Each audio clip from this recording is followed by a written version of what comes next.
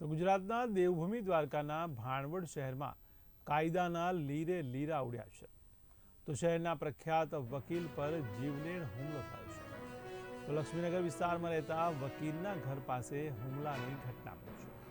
ત્યારે હુમલાખોરો માર મારીને ફરાર થઈ ગયા હતા. ત્યારે આરોપીઓએ ઘરની બહાર જ વકીલ અને તેના પિતાને ઢોર માર માર્યો હતો.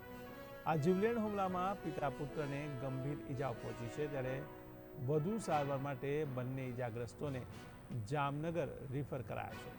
ત્યારે અંગત અદાવતમાં આ જીવલેણ હુમલો કરાયાની આશંકા છે. ત્યારે સમગ્ર મામલાની જાણ થતાં જ પોલીસે આરોપીઓ સામે ફરિયાદ દાખલ કરી છે. અમે અમારા ઘરે હતા ત્યારે ગાડી આડી નાખી અને આ કામના આરોપી લખન જેસા કારાવદરાએ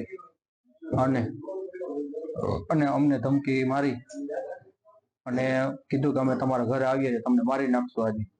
તેથી અમે અમારા પરિવાર સાથે હોઈએ, અમે અમારા ઘરે વયા ગયા.